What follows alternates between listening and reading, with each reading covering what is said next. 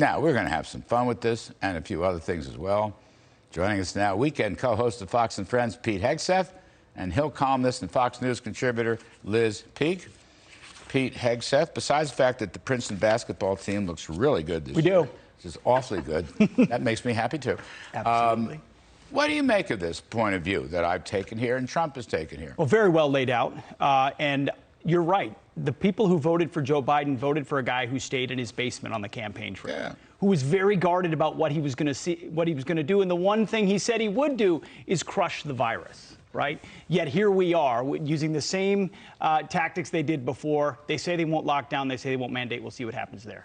But ultimately, you've seen the images, Larry, of the rusting wall laying in piles on the southern border. Yes. There's almost no better portrayal of the Biden presidency than something that was promised to the American people, that was delivered, that was denied, now is rusting away while our border is wide open. And you said, not to correct it, but you said, how could they do this? How could they get this so wrong? Maybe they want it that way. Maybe this is the new open borders party. Maybe that's not what Joe Biden said on the campaign trail, but that's what his advisors believe. And they welcome this invasion, and they think they benefit from it.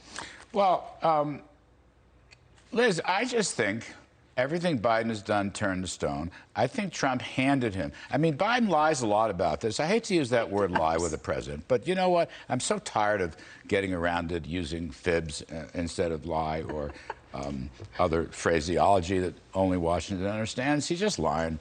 And Madam Psaki lies. She's the Baghdad Bob of this administration. And look it.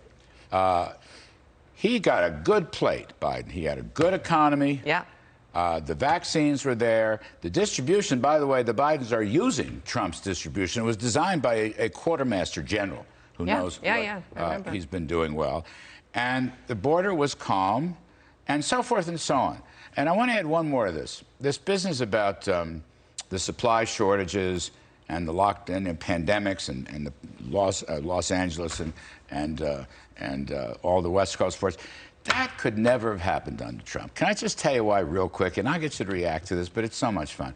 I went to so many meetings in the cabinet room or the Roosevelt room with Trump, and all the big business shots, all of them, bankers, whatever, all tech, and labor unions. And when he wanted something, he would say it very directly, very directly. That's what Biden, now Biden has taken to meeting with some CEOs, and then he kind of whimpers out on the front lawn and makes some silly speech. Trump was just, Trump's a real estate guy in New York. Yeah.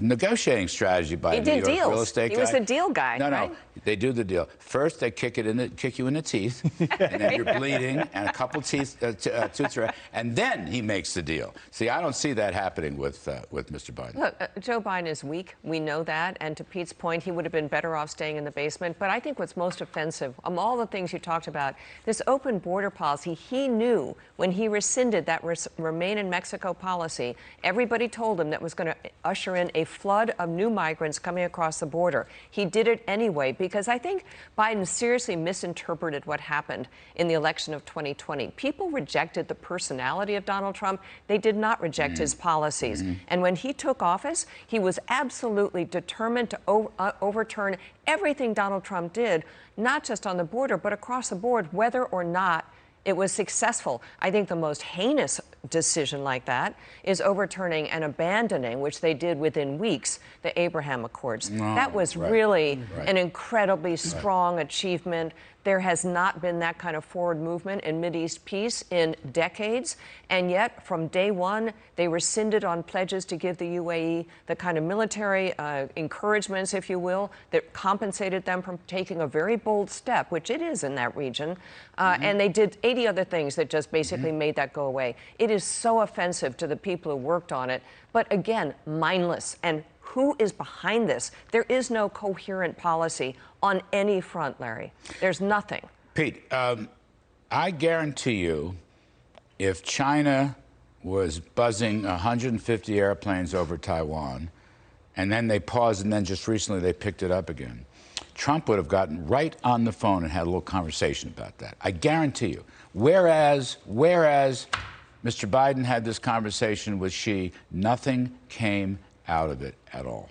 It would be a finger in the chest moment from our commander-in-chief, there saying, you do this one more time, find out what happens next. That's how he was able to create at least an opportunity with North Korea. That's how he's able to remind NATO what their mission actually is, even though they've abandoned it for quite some time. And that's why you didn't see the Chinese doing these things. And he stood up to them. They knew he meant business. There was both the fact that they knew he meant business, and you mentioned it, the fact that he was unpredictable. They really didn't know. And that in that way, they believed America would go all the way to the mat if necessary. That's real strength, to your point. And they know Joe Biden is weak. Remember his first meeting with Xi down at Mar-a-Lago, where over dessert he casually mentioned that we had just bombed Syria. Oh, that is being unpredictable and laying down the law that we are in charge and we are not scared of you. That's very cool. Now we are scared of China. You know, it was some extent the Reagan model here. Remember, I worked under Reagan.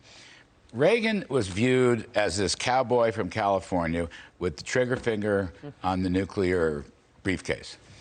Well, Reagan loved that. They said, oh, my God, we don't know what he's going to do. And Reagan loved that, too. Reagan used to do these radio broadcasts. You remember this one?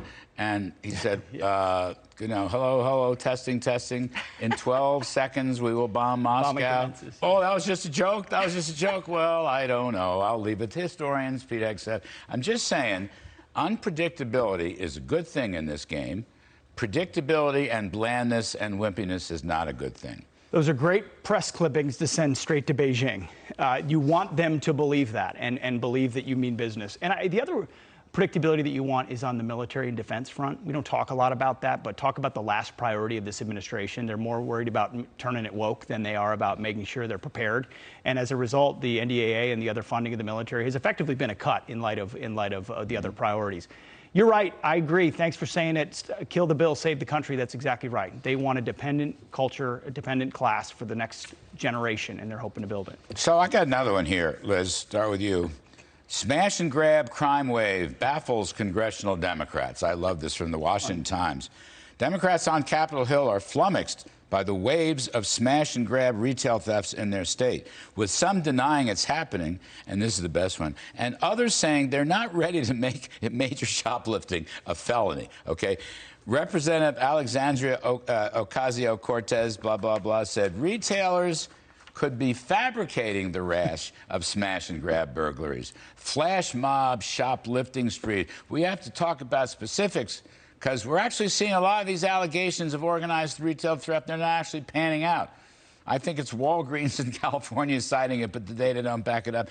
And they want to go after, this is the second part of it, they won't go after the people who are doing the looting, and they have price caps now on what's allowed, so you can go up to $900 or whatever. It's insanity.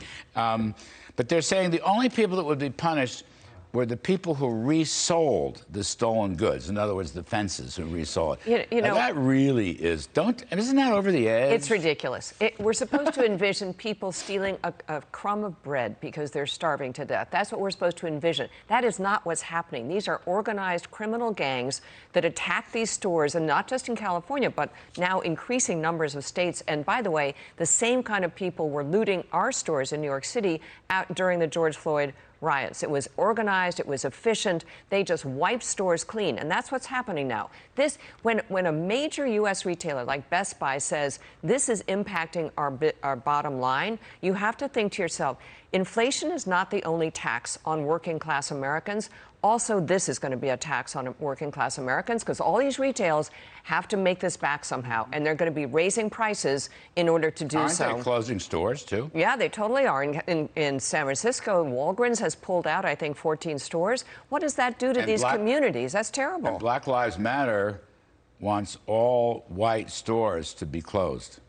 That's what they came out and said. All white stores. I guess a white... Yeah, that's absolutely not racist at all. Not at all. A white store, I think it means white ownership. But these white stores may be in minority areas where the employees are black and like the wages, and or the customers are minority groups and like the choices. They've already created that kind of culture in certain places where you're putting up, black-owned business, women-owned business, minority-owned business, whatever, as if you have to virtue signal that this is a business you shouldn't burn down because of who we are and what we represent, as if that's the standard we should go with in America. Not that you don't like what they're selling, but we'll just spare them burning down. Yes. It used to be, if you went into Saks, you might not like it, so you went down the road to Bloomingdale's. Bloomingdale's. This is deeper than that, Liz Peek. This is burned down. If I don't like what your merchandise is, I'm going to burn you down. One final comment on this. If you Google looting, blah, blah, blah, Venezuela comes up, all these other countries. This is true. South Africa had a big looting problem this summer. The United States is not a third world country. We are supposed to be able to manage this. It is preposterous that this is happening. Nothing happened to the people in Minneapolis and New York who did that last summer. That's why things are happening today. Yeah, for Cortez to say that, it's just don't believe your lying eyes, people. And I just can't help myself. My favorite graduate of Moscow State University, Omarova, your friend, was caught looting when she was a graduate student in Wisconsin, in Madison, Wisconsin. And I had a panel on the radio discussing this one day, and my old friend John Funn said, I have the explanation. Omarova thought it wasn't T.J. Maxx that she was looting, it was T.J. Marks. That's pretty good. Thank you, John Funn. Thank you, Pete Hegseth. Thank you, Liz Peek. That was a lot of fun, kids. Totally.